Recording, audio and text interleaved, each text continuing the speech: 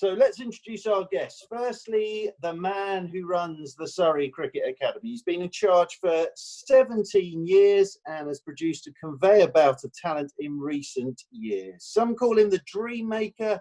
I prefer to call him Gareth Townsend. GT, how are you? I'm very good. Yourself, Churchy? Yeah, I'm all right, thank you. I can see you. Just for listeners, I can actually see you at the moment. You seem to be sat in one of your many conservatories, and you've had a haircut, but you look in good form to me. Yeah, my clippers have been out. It's the only thing I could do. 8-9 weeks in isolation, it's kind of forced the hair to go just to keep me going. But no, all's good, all's good. Working pretty steadily, but just getting through it like everyone else. Good stuff. Next is a young man who has enjoyed a meteoric rise in the last couple of years. An academy graduate, he burst into the Surrey team back in 2017, made his England debut in 2018, and earlier this year, of course, he made his maiden Test 100 in South Africa. He is, of course, Ollie Pope. And Popey, how are you, my friend? All good, thanks, Churchy. Bit as everyone is, a bit bored of this isolation, but we're getting by, and hopefully we can see the light. And I think we're hopefully going to be back training fairly soon. So, but yeah, doing all right for now, and just trying to keep myself as busy as possible and as fit as possible, I guess.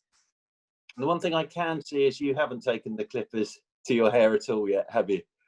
Yeah, I can't pull off the cut like you and GT can, so I'm just going with the long lid for now and hoping the barbers reopen in the near future.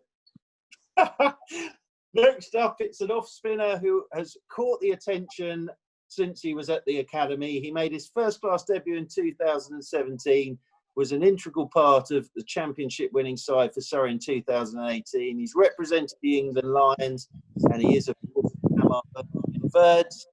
How are you, sir? I'm very well. How are you? Yeah, very good, thank you. And you're looking well, keeping yourself fit for isolation. You're cutting off a little bit there, Church. I couldn't hear you. Oh, sorry. We'll do that again. How are you? Keeping yourself fit and well in isolation? You're looking good for, my friend. Yeah, I've been trying to stay off all the fried food, which is one of my weaknesses. So, yeah, I've just been trying to train hard and stay ready for when the season starts. And finally, let's go to a young man who's had people talking. He was at the academy, and then he made his first-class debut for Surrey in 2015, his England Test debut in 2018. He's now played 17 tests. He's a wanted man in the shorter form of the game all around the world. He is, of course, Sam Curran. And Sammy, how are you, my friend? I'm good, Churchy. Very good. Great to be here, obviously, with the two Surrey boys and a very good coach we had back in the academy days. But it's nice to see some familiar faces. And to be honest, your videos have got me through lockdown, Churchy. I'm expecting the 4:30 or whatever it is tomorrow. I've really got a reminder on already. Yeah, it's very kind of you, Sam. I'm basically just going mad. That's what's happening. You're slowly watching a grown man have a breakdown. But anyway, boys, look, lovely to see you all. It really is genuinely lovely to see you all in these circumstances. Let's start with GT. Just give us an idea for you of sort of how you've been running the academy and keeping everything going during the lockdown. Yeah, we've been pretty busy, actually. We've provided a good online support for about a group of 30, 35 players. So each player has a support network, sports psych, strength and conditioning, skill coaches. We've asked the players to lead on this. So there's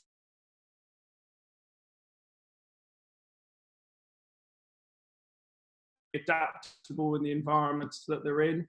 And it's worked really well. I mean, it's been challenging, obviously, because everyone's got individual situations. But the support staff have been feeding back information, and we've kept them going as much as we can. And we've been really pleased with how it's gone. We've also had a couple of quizzes, and Sam did a Q&A last week, which went really well. It was brilliant for him to offer his time, and the lads got a lot out of asking him questions. I think we managed to get through about 40 questions. So I think we've supported the boys pretty well. Have got them through this or up to this period, and obviously we're going to have to now work on how we get them through the next period with nets reopening and things like that.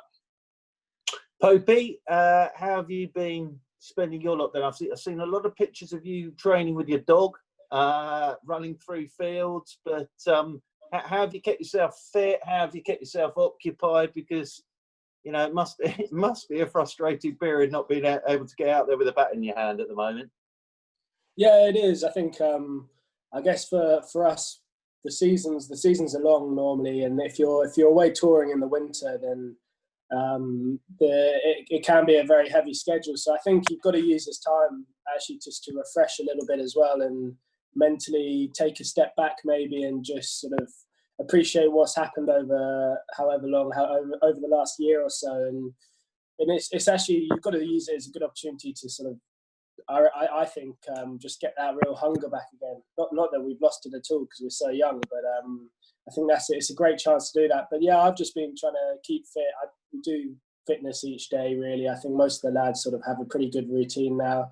Lots of running and lots of weights. So that sort of takes up a good chunk of each day. And yeah, I'm loving sort of getting out and about, walking the dogs. And obviously now we can see a mate a day. Then hopefully Sam at some point will make the trip and we'll go for a little stroll in the park one day or something. But no, that's how I'm spending my day.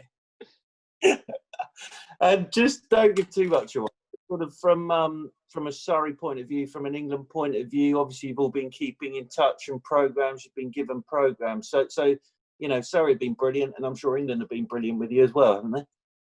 Yeah, they have been really good. They've we've had these Zoom meetings quite a lot with the leadership group at Surrey, and we've also got yoga going on as well every Friday morning, which is pretty tough work, but it's nice to communicate and see each other's faces.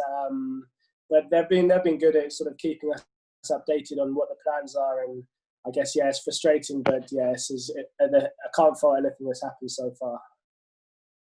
Verds, look, you have been doing some amazing stuff during this lockdown.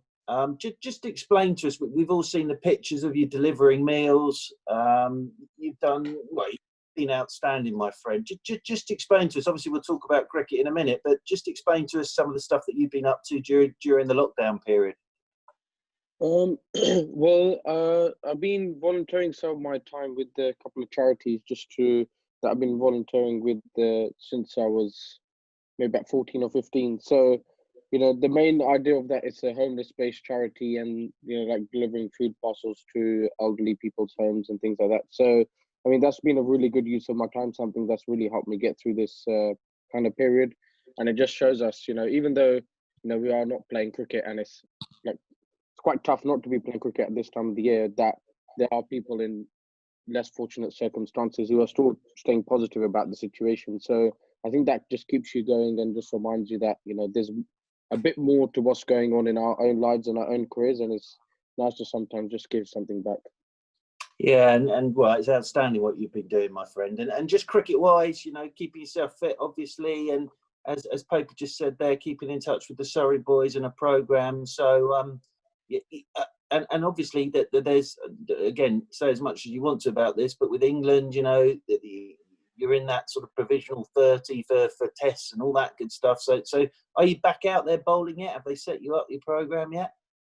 I think that'll be starting soon. I think maybe next week for me, because I've got a net at home. So I think they're trying to just coordinate how much I come in, obviously, to try and keep the social distancing and exposure to all the nasty things in the air. But yeah, I think I'm looking forward to starting that again. It'll be nice to get in and have a bowl and some fielding and things like that, and just to see some of the staff. That would be really good. So yeah, hopefully exciting times ahead. Sammy, as well as Verds doing his stuff and volunteering, you of course did your GoFundMe page, and you've raised an awful lot of money. Just talk us through that, because again, that's been a brilliant use of the time that you've had on your hands as well. Yeah, I think similar to what Verd said, I think even all of you are all in the same situation. We've all been sitting at home, and I just felt the smallest we could do was try and almost raise some awareness for the NHS workers and things like that. So I just partnered up with a charity called Heroes, which has kind of helped them help us. So it's all like frontline helps in terms of like food, transport, accommodation, all that kind of stuff. So it was pretty. To be fair, I haven't done too much. I just set up the GoFundMe page, and everyone's been very generous. You were very generous to make that big donation from your foundation. So it's I think it's a great time. Everyone's come together, and the NHS are doing a great job, and it's the smallest thing I thought I could do. And cricket-wise, what's happening at the moment? Because obviously there is talk about a test series possibly and one days and all that good stuff. So what's happening at the moment for you, my friend? Well, I had my first bowl back at the Oval on Thursday, which was very, very enjoyable in terms of getting back there. At the same time, it was very strange to be. I was the only one in the stadium with the physio, so it was quite different, but great to be back bowling. And I know there's plans for West Indies to come over in July, but there hasn't been any confirmation yet. So it's kind of training with that mindset of hopefully playing, but don't want to get too high and don't want to get too low. It's just about trying to stay kind of level and make sure my workloads. I know Birds might be coming in soon, and I think there's plans for Pope to come and face me in the nets, so it'll be a bit more competitive because there's a lot of social distancing rules and things like that. So it's day by day, but it's great to be back at the Oval. Right then, fellas. So academy-wise, that's what this episode of the podcast is about. GT, let me start with you. What are your memories of the first time you sort of clapped eyes, heard about these three? Just talk us through what your memories are of these three and the first time you really got to know them and got them into the academy. Yeah, I mean they've all had different journeys. They've all come in at slightly different points, and they've all been successful, but those successes have come at different stages. I think I remember Verds. For example, we got him into the second 11 in 2013, I think. He was an under-15, gave him a second team game at against Northants because he just, up until, as an under-13, under-14, he showed skills and abilities above his age group, above his maturity. And I think the same goes with the other two, that they were always good players. But as they developed as 14, 15, 16-year-olds, the one thing they did do is you had the ability to push them into higher levels of cricket because you felt that they needed to be challenged, but also the skill set and ability to do that. Sam, memories about him is, as he is now, hugely competitive, wants to bowl all the time, wants to bat, get involved in the game, affected many matches that he played in when he was a younger player. Whether it was under 15s, finals or qualification games, always had an impact on games, lots of enthusiasm. And Popey, I think the big thing for Popey is he made huge strides from about 15 to 17 in terms of his batting, especially. He was always a quality keeper and tactically strong, but his batting kind of just went through the roof as he went through as a 16, 17, 18-year-old. He just kind of got it and worked out what to do. Remember specifically, he got a 122 not out, I think it was, against Hampshire in a semi-final as the under-17s. Alec Stewart obviously had come down in the afternoon just to watch, and you suddenly saw Popey, I think, got his second 50 in something like 15 balls, 12 balls, and he just hit the ball to all parts and just highlighted what he could do and how he can play. And 12 months later, he made his debut in the Royal London semi-final. So they've all come to the scene, had a lot to offer, but the way they've grown and developed is, you can't script it and you don't know it's going to happen, but they've had so far outstanding careers for young men, 21-year-olds. Their futures will be so bright if they keep on the straight and narrow and keep working hard. Like I said, as graduates coming out of the academy, you couldn't ask for three better role models and guys for people to follow. Popey, look, GT mentioned it there, sort of 15 to 17. Suddenly, it sounds as if that sort of with batting wise for you, the penny drop. But what are your first memories of academy? By that, what I mean is walking into your first academy session. You get to know certain players. You all grow up together.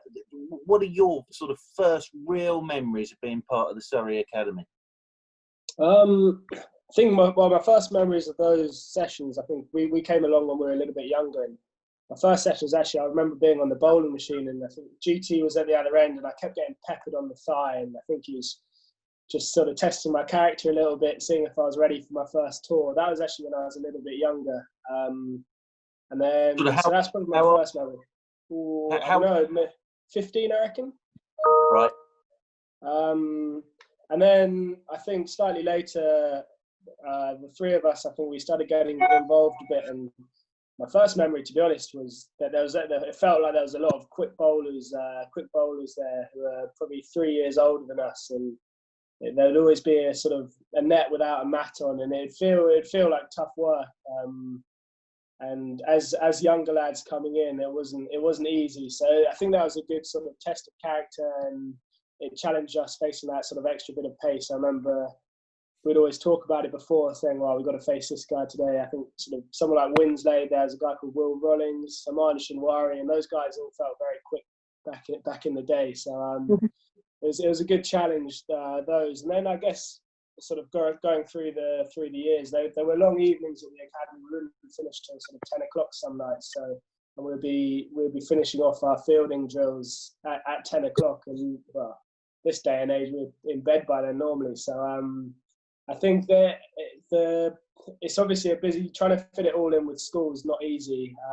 So I think while you're there, you've got 3 hours just to sort of try and nail as much as you can. So I think it's a pretty packed schedule when you're there. So I think that how sort of efficient the sessions were, I think that was massively impressive. And looking back now, I think it's run like it's a first team in a way. That those sessions there, the 3 hours when you're there, you walk in there and you're non-stop, and you're getting your batting done, you're getting your fielding done, you're getting your S&C done, and it all runs just very, very smoothly. And I think that sort of helped us gain as much of those sessions as we could. And I think that sort of says a lot about how many, we've obviously had a lot of academy graduates come through, and I think that's a sort of a massive reason behind it, because of the coaching, because of how it is run on those Monday or Wednesday or Thursday nights. So yeah, credit to GT and sort of everyone who's involved in it.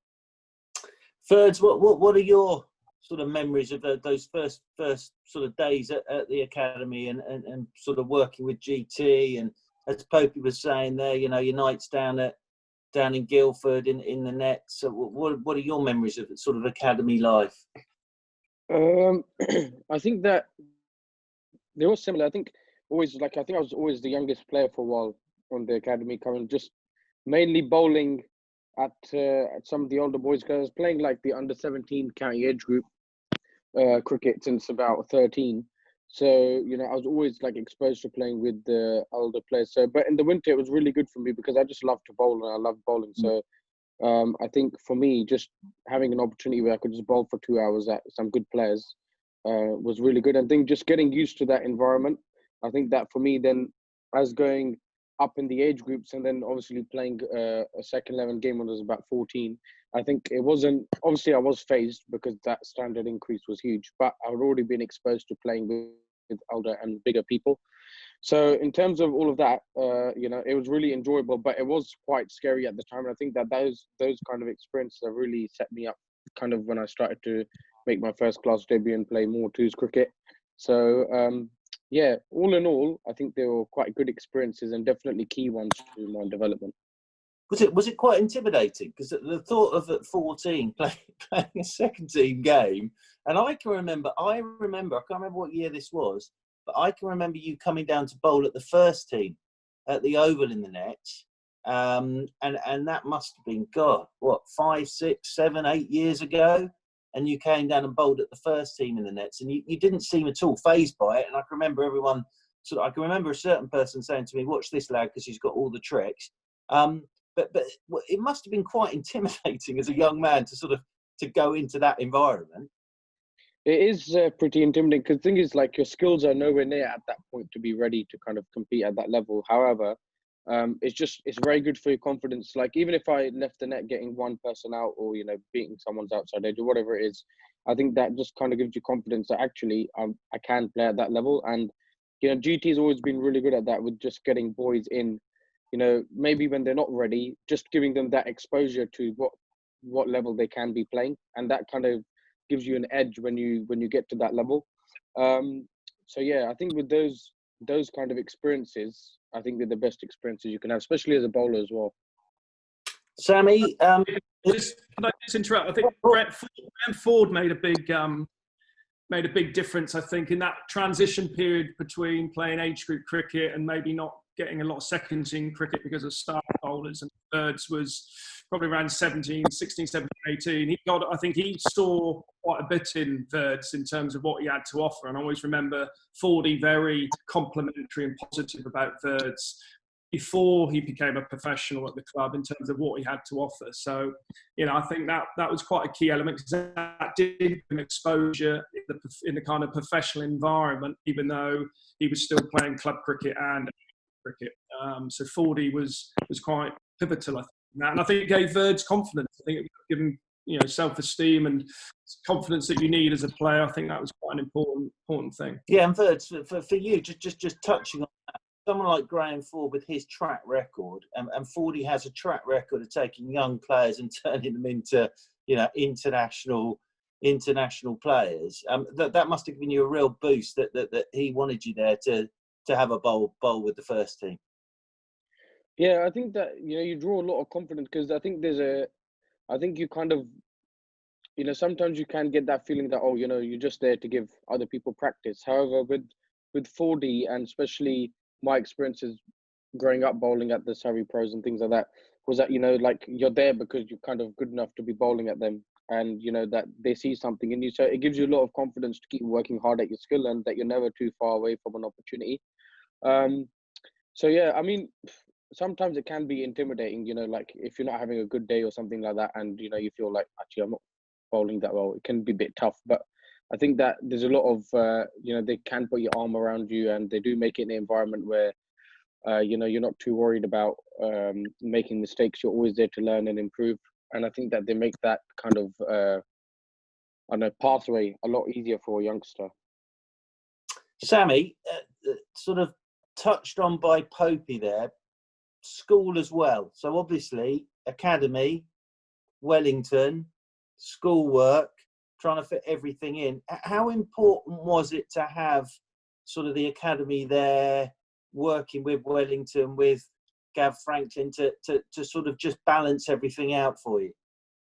Yeah, I think it was massive. I owe a huge amount to Wellington for the opportunity, firstly, to come over and play, or just to be at school there. And the relationship that Surrey and Wellington had, I think, was the reason I got to where I was so quickly, because I think the transition was so smooth with Dan Pratt, who was the S&C at Surrey in the academy. He was a teacher there. Gav Franklin obviously had a great relationship. I think it was just trying to find the right balance, especially in my last 2 years. It was quite tricky because I was playing in the first team with obviously being at school. There was a couple of times where I played a T20 in Somerset on a Friday night, and I played for school on a Saturday morning. So it was quite like a tricky balance. It was quite a tricky balance in terms of making sure I was doing my stuff. But there was an agreement made in my last year that I wouldn't play any 4-day cricket, and that I made sure I did all my schoolwork and stuff. Obviously, I'd have loved to have been playing in the county stuff, but I had to give a lot to Wellington. They're the ones who started the opportunity for me, and I think that's the reason why it was so successful and smooth. Because I think a lot of schools and a lot of people can get it wrong in terms of finding the right balance. And I think Wellington and the Surrey Academy, especially with GT, communicating regularly, Stewie as well, it was just a smooth process, which really helped. And what are your sort of first? I said to the other two boys, but what are your sort of first memories of academy? What are your first memories of walking in there and seeing Townsend behind the bowling machine and the rest of the lads? To be fair, when I first went down, Tom had obviously just started getting into this like second team, first team, and I didn't really know what to expect. I didn't really know any of the players. I was kind of in there. I actually went on a Surrey Academy tour when I was with these two. Actually, we're 15 or so, and there was an inter-squad game with the Surrey first team. And GT didn't let us play because we were too young. I don't know if Verds may have played because he had kind of. Did you play, Verds? Yeah, I played. Yeah. Yeah, I didn't. I don't. Obviously, the bowlers were pretty cool. You had Meeks, you had Trimlett, you had Jade, all these kind of guys, and who we all look up to. And it's kind of like, oh my god, I was actually really pleased that we didn't play. And I remember TC faced his first ball. He was probably 18, so he was one of the academy older players that played a beautiful defense of Meeks, like running sit, and Meeks next ball just let him have one, and TC was on all fours. And it's great fun to be exposed to that stuff. And I think these two linked to it. We got exposed to tough cricket really early. I think that really helped. So yeah, that's probably my first memory of was being on an academy tour. And we're looking back now because there's a great picture of myself, Verds, Popey and Ryan on an academy tour, and we redid it when we won the championship, so it was pretty cool. GT, how important is that? Sammy just touched on it there. Okay, we all know that they're skillful players, otherwise they wouldn't have been on the academy. But Sammy just touched on it there about character. How much is that something for you, the character of the player on your academy? Yeah, it's crucial. I think obviously it really defines them, doesn't it, as individuals and how they're going to progress. The game is not easy at the high level. I think it's testament to these, especially Popey and Sam, who've been playing Test cricket at their age, what it says about them as individuals.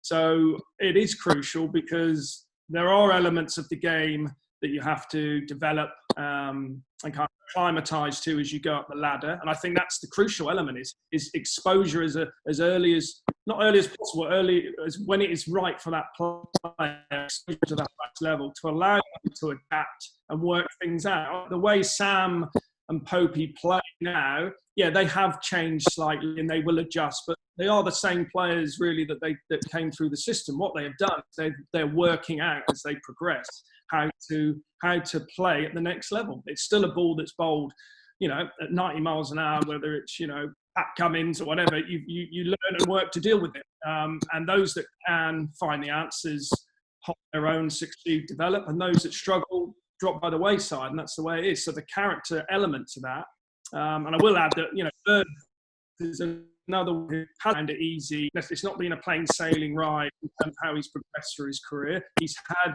little kind of road stops at the way where he's had to kind of reappraise what he's doing. And it's down to his character, his personality, how he is as an individual to answer those kind of questions, get through it and move on to the next stage. And I think they've all shown that they're, as good young men they are, they're also tough guys as well. Just very quickly on that, and that was Verge you were talking about. You just broke up there a touch, but Verge you were talking about there with his character. Can you spot that early?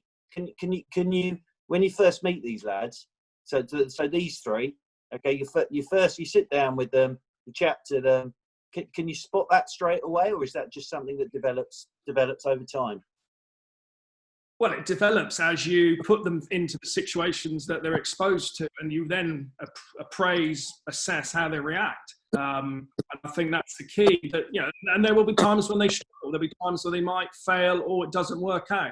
But if they continue to work and come back again, and they find a way to succeed, that gives you the answer that these guys can be pushed to another level. And I think that's what they do. They would have found things challenging. Probably refers to sessions with the ball down of a length on a skiddy indoor surface at George Abbott and pinging through his rib and head area. Those give you an indication. Does he give up? Does he kind of smile and think, "Oh, Greg Stevenson, I'm going to do something about this"? And the sessions reveal things, and you, over a period of time, you build up that picture of what the player's like. Then you've got confidence, or I've got the confidence to push them into another level, knowing that they're certainly capable skill-wise, but also as in terms of their characters and ability, they will cope with what's put in front of them. Popey, look, you mentioned it there, the sessions at the academy. So every time I've been down there, it's all run extremely professional, even down to sort of the food that you get. How important was that when you made that transition? That you sort of touched on it, but it's run on professional lines, so that when you do get into the professional game, you're used to it from what you've had during your academy time. Yeah, no, I think it's massively important. I think if you can get into some really good habits, we we got into good habits in the academy. We were always sort of getting fitness tested fairly regularly. Like you said, all the food that they present there before the training sessions, the training sessions themselves, they're like I said, they're just like like being in a first class environment. And I think we're lucky at Surrey that it's exactly the same. Hopefully even better. Hopefully once you're in the first team, once you get into that environment, we get looked after as well as we possibly can, because and it does become a norm. It's all us boys know. We're lucky enough. We've only been at Surrey, and who knows how the other counties are. We will hopefully won't be finding out anytime soon. But yeah, at the Surrey, the environment they create and the behaviours inside, and the sort of the environment that is created there is second to none, and it has become the norm now. So I think we've sort of learned some good habits, and we learn them from the staff and the players themselves, the older guys, and we've got the perfect role models as well to learn off. And also, you mentioned that, hopefully sooner rather than later, and Sammy mentioned it, you might be batting against Sammy in a net. How important are friendships as well? In the fact that, we've seen that the photo of you four, just as I said that to Ollie Pope, because I can see him, he's just rehearsing hooking Sam Curran off, I think there. How important are those friendships though? Because we've seen the photo. I've known you boys for a while, but you've grown up together, really, haven't you, through Surrey? So how important are those friendships that you make on the academy as well? Yeah, massively. Like Sammy said, we got that picture that we took on our first academy tour in Cape Town. We recreated that picture in when was it? When I made my championship debut, and Amar was playing, Sam was playing, and even Ryan Patel was playing as well. And then we recreated that picture again, sort of probably a year and a half later when we won the championship together. So it's pretty awesome to be able to come through do the process with these guys, and hopefully, I guess, over the next however long our careers are, hopefully we can keep creating those memories, and then when we do sort of lift another trophy, we can recreate it again, and it'll be a pretty cool story for us to be able to tell. But yeah, they are massively important, and you see it with the older guys in the changing room now as well, who've been playing with each other for such a long time, and it just helps create such a sound squad and environment within the change room, and the boys get on very well with each other, because you've got so many good memories from being on the academy and from coming through the second team stuff and into the first team together. So yeah, we're pretty lucky that we can create those sort of bonds. But how important's that been for you, in the fact that you've grown up with a lot of these boys, you've gone through your age group cricket together, as you said, you were playing some second team stuff at 14. How important has that been? Those friendships that you built up, and you're all now playing first team cricket together. Oh, are you still there, Bird? Sorry, it was on mute. Sorry, I was going to say it's almost like a dream comes true. Like kind of your mates, playing at the Oval definitely is a ground that as a young kid that you want to be playing at. I know everyone says Lords, but mine was the Oval. And you're just playing with your mates, and you're winning. I think especially from a young age, we had quite a good team which was winning games, and kind of doing that at a professional level now is kind of, it's really exciting. And I really enjoy it playing with the boys. Like we have, obviously Ollie mentioned, we have Ryan playing there as well now. Like we have Jaxie and some other boys that we played with growing up. But you can't really ask for a better thing playing with your mates. And I think we're really lucky that we're able to do that. And definitely going forward, hopefully we can keep winning more championships together and have some better memories. Yeah, look, what here we go. I'll go around each of you on this, but for you, Birds, what are your first memories of seeing Sam Curran for the first time playing cricket, or playing cricket with Sam Curran for the first time, and what did you think? I think the first time I saw Sam, he walked in with his massive head through the double doors at George Abbott. And, I don't know if we had fitness testing that day or something, or he came in for a bat. I think he would have been 14, I think, he might correct me on that. And if it was yeah. fitness Verge, you wouldn't have been there. You would have missed that session. Yeah, I think I had a sore calf or something. And yeah, I think that was my first memory. I think we were having a net and things like that, and there was kind of just, you know, like, I think I might have went and said hello. It's probably a bit intimidated. But no, I think TC had been there, and I think I'd played with TC previously. But then to meet Sam, I think it was, yeah, I mean, he's still how he is now, isn't he? He's a bit of a joker, and he's a good lad. No, he's all right. Sammy, come on. Look, again, for you, these boys, you know, they're your best mates. They've been your best mates through the academy, and you're now best mates playing international cricket and cricket for Surrey together. It must be a lovely thing. Yeah, I actually always say that quite a lot recently, is how when we were actually in Cape Town recently, we won that test in obviously in Cape Town with 7 overs to go, and with Sibbers getting his first test 100, obviously he grew up with us at the academy, and then Popey getting his 100 in Port Elizabeth. It's such a cool feeling, because you almost forget that you're playing international cricket, because you're doing it with people you've grown up playing with in the academy, and where there's no people in the stands, and we just turn up, take our own lunchbox, and now we're playing like international cricket together. So it does make you calm your nerves, and it's really special I never felt more better feelings for like teammates that are your best mates when they score hundreds and you win games. You can have a beer afterwards and talk about all the academy days like we are doing now. So it definitely makes it easier and less intimidating, especially in the England dressing room now. There's like myself, Popey, Sibbers, Burnsy, Zach Crawley. There's literally so many of the young guys you played all your age group stuff with, and it makes it a lot easier and less intimidating, because I think, linking back earlier when we spoke about intimidating, when we're in the academy, it's so intimidating seeing the pros. And like I said, that mixed game we had in Cape Town in about 2015 or 2014 it made it easy when GT probably put us into mingle with the like second team players now and again, because even I did a Q&A for the academy last week. You could tell there's a lot of like questions. What are the first team players like? What are the players like? And everyone's normal, and that's what we spoke about. So it definitely makes it easier when you know people, I guess. And okay, for you then, Ollie Pope, the first time that you saw Ollie Pope batting, or Ollie Pope keeping, or Ollie Pope doing anything, what are your first memories of Pope when you played with him? To be fair, probably the same sort of thing Verd said. I didn't really know anyone, so I kind of went in there with an open mind, and he had all his Grey Nicks stash, he had all the kit, and I was using my Hunts County, and I knew this guy's got to be a player. He's got all his stash, and I was kind of like folded him, and then we played against each other a couple of times for Cranley, and then yeah, friendship just built, and you could tell guys were really good players. I think in the academy, when someone's got all the kit, or especially when you play against another team, like, oh, he's sponsored by Grey Nichols, he's got Nike kit, this guy's got to be good.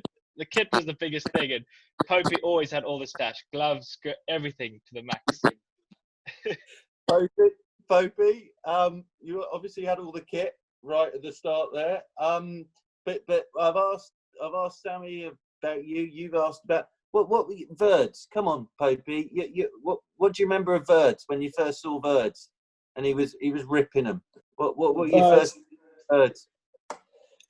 How old would we have been? We were young, and there's some great pictures actually. I think we played at the Oval together.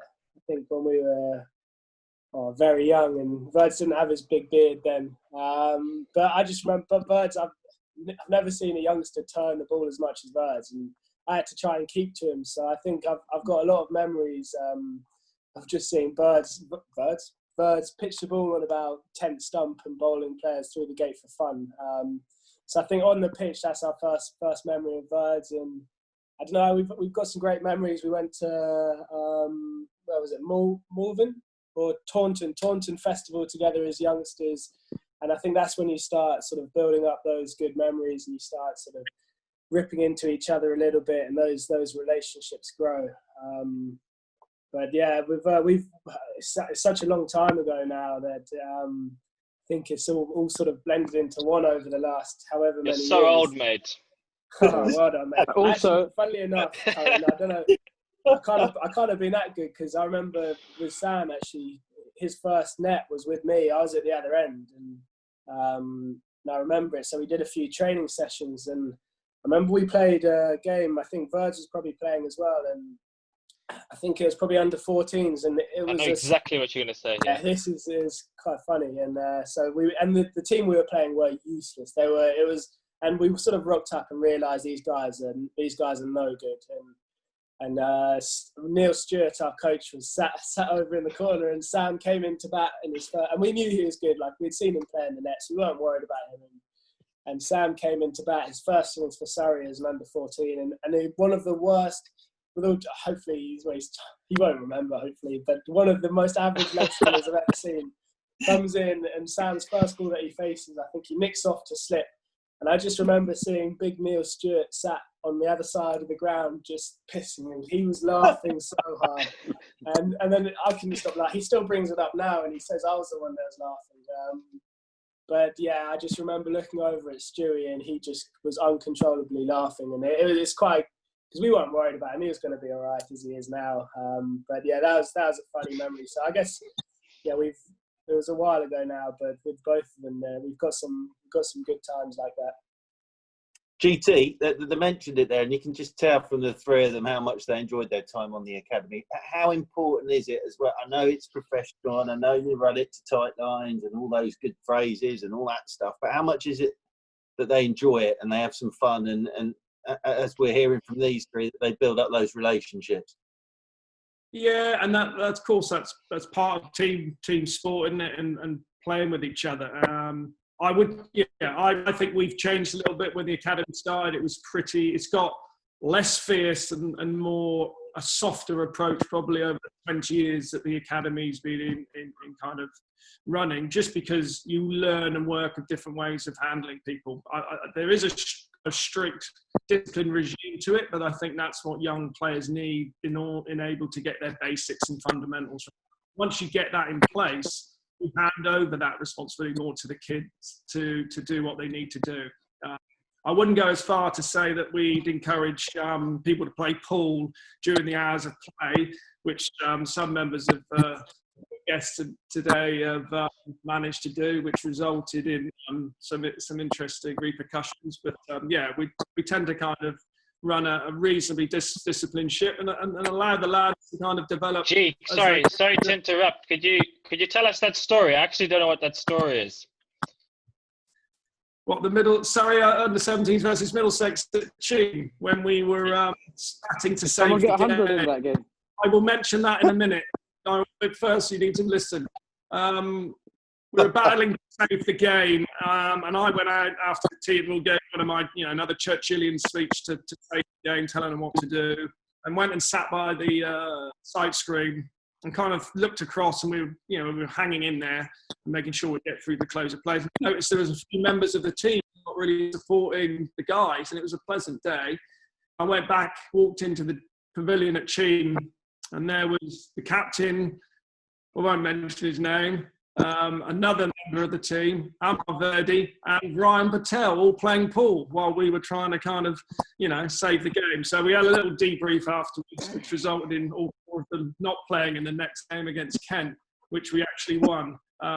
So there you go. But yeah, Verd's in that game sent in as night watchman. Well, I told him he was a night watchman. We actually knew he could bat, and he ended up getting 100. But I'll leave that for him to explain, describe. Well, Popey, Verds, I'll be with you in 2 ticks. I'm going to just run. This is my final question to all three of you now. But so there he is, Mr. Townsend, director of the Surrey Academy, also known as the Dream Maker to a few people. But on a serious point with GT, and don't embarrass him too much. And any stories you've got about GT, feel free. But just as a director, and for you guys and where you are now, how important has he been? How important has his staff been to you guys during the course of your career up to this point? Popey, I'll start with you. Yeah, there is some good stories on GT as well. I remember a certain Easter egg comment made, and I think that was one of the best ones. G's obviously he's got.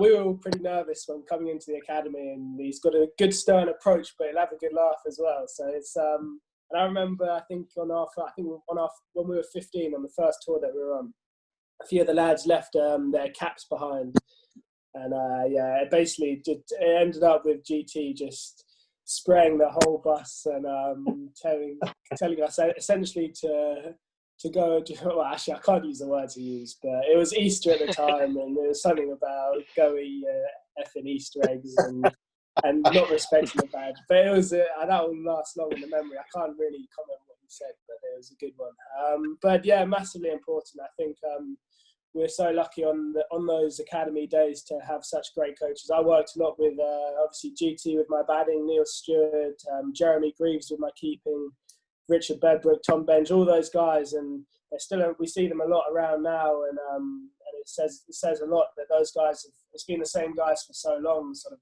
in those roles, because they've obviously gained a lot of consistency with their outcomes. But yeah, those guys are awesome, and they're the perfect people to learn off, and they can pick into the brains of the guys sort of in the first team, and it all filters down into the academy days, sort of into the times when you're 15. So I think the conveyor belt sort of is helped from the relationships that those guys bring. But yeah, geez, sort of it's interesting coming into different squads and different environments and seeing what the leaders in them are like. And I think everyone's slightly different, but how it's run there is sort of second to none, and it's a very professional environment. Birds, first thing, talk us through your 100 as night watchman then. And second thing, as I just said to Popey, GT, those coaches at the academy, they're pretty good, aren't they? Yeah, I mean, I'll go into the 100 in a minute. Needs a bit of time, that one. But regarding the coaches and stuff, yeah, we are lucky. I think that one thing especially is that, you know, especially with GT and the Surrey system, they're very keen to get in people that, you know, can help players. Like I remember Aranga coming in at a time where I think that I really needed him to work on a few things that I had to work on. And, you know, he's been really good. And even now I still touch base with him and, you know, just talk to him about spin bowling and just things in general. And, you know, just I think the support system's really good. So even like, you know, at Surrey where, you know, at the sessions I'd predominantly be bowling, you know, I remember that, you know, it'll be arranged that I could work with Neil Stewart with my batting outside of the training, because I had a few extra things to work on, whether it was some gym work or whether it was whatever it could be. So, you know, in terms of that support system, it's always been there, and we had access to a psych from a young age as well, which has been really good. But the whole system in general, just reiterating what Popey's been saying, is that, you know, it's a very professional outfit from the start, and it's something that you're not, you know, surprised to see when you do make it as a pro level, that, you know, what the role of coaches is, how it all works. And, you know, we're really, really lucky that even all those coaches are still there, and, you know, we still share memories, and, you know, it's great to just see, and I think it's great for them also to see that, you know, players that they've worked with have gone through the system. And that 100? Yeah, I mean, I think, yeah, so it was, I think the night before we'd lost a couple of wickets, and I think Popey was in at number 5. And, you know, I said to him, do you want a night watchman? And I think that he was a bit 50-50. So I kind of just maybe pushed it that, you know, come on, just let me get in. Because everyone, you know, I always just tell everyone that I can bat. And then would you do that now, Verds? Huh? Would you do that now? I've got Sammy Patel at one end. I'm sure we'll find a couple of balls in the pavilion. But, you know, I think that definitely, like, so I went, and a few of the boys will always be like, you know, like, oh, Verge, you know, like, you always say you can bat, but you don't. Because I used to just go in and hit sixes or try to just whack it at the end of growing at the under 15 age groups. And, you know, this was under 17. So I went in, and then in the last over of the day, I can't remember who I was batting with now, but I took a single.